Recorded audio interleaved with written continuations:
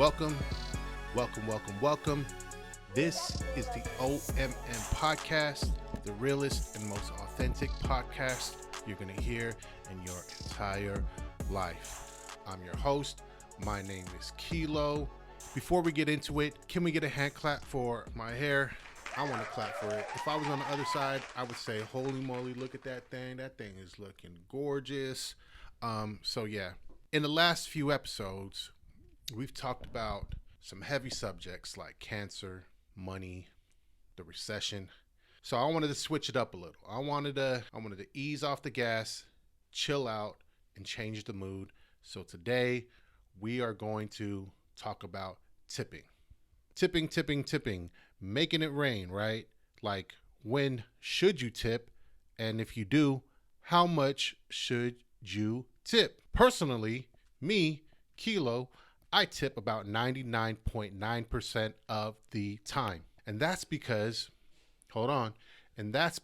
I feel like a shitty tip is more of an insult and a message than no tip at all. That's why I do it 99.9% of the time. That's just me. But I also feel like tipping has had a resurgence in its debate, right? Like, should you tip food delivery apps like Uber Eats and DoorDash? And also that combined, for lack of better words, the retarded question of, would you like to tip at the end of common transactions like buying a coffee? This has put a dark cloud of taboo around this subject, and I want to talk about it.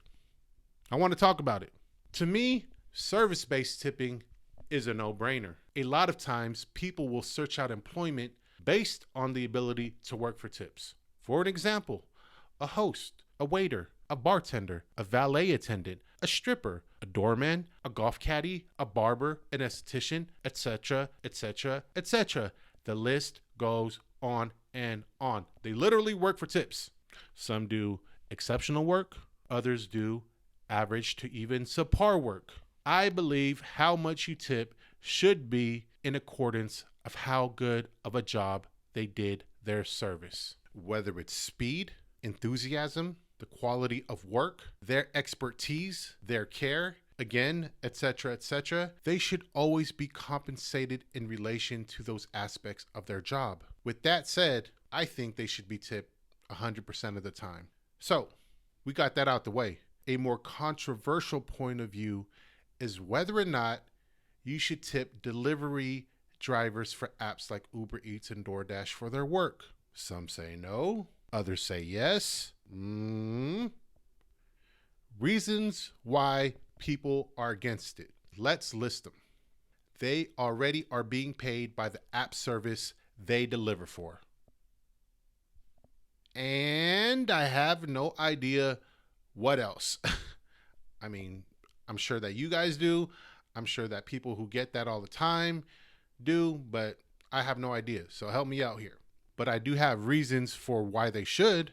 Let's go down that. It's a service-based business. They are using their own vehicle. A lot of times they have to exit their vehicle to deliver it to your door. They have to go into the restaurant or fast food establishment to pick up your food. Also, they are risking their health, especially if you believe in COVID, when entering and exiting establishments. On the flip side, if you have to leave the comfort of your couch, drive yourself to an establishment, use your own gas, which, by the way, is astronomical, have to get out of your car, wait in a long line, walk up to the counter, order a fucking boba, and the dumbass tablet says, do you want to tip? Or how much do you want to tip? The answer will be a loud and resounding hell to the fuck no. For me, I mean, what the fuck? I don't want to insult people, but it's not service-based anymore. It's product-based.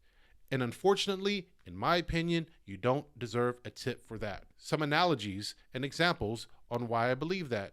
I don't tip the person making the pizza. I tip the person who drives the pizza to my house. I don't tip the personal trainer. I tip the stripper providing me with personal care. I don't tip the cashier at Cosmoprof who gives me wax. I tip the esthetician who waxed my nostrils and removed the hair out of my nose. Sure, I get it. There's a gray area because you might ask yourself, how is a barista any different than a bartender. And to that I say, it's the establishment. Bars, clubs, and lounges, that kind of sounded like a freaking hit record.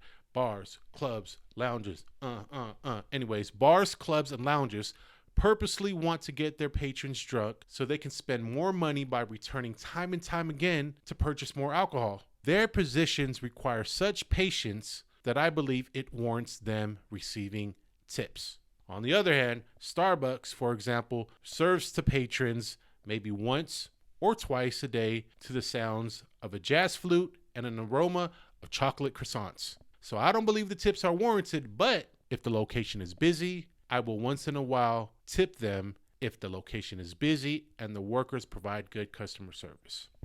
So bottom line, anybody providing a service should be tipped. You tip them according to how well they provided their service. But that's unless they don't serve you at all. Hence the 99.9% I said at the beginning of this video. Anyways, what do you think? Tell me in the comments below. And this concludes episode 4, Tipping, by yours truly, Kilo. Thanks for listening. Peace. I'm out.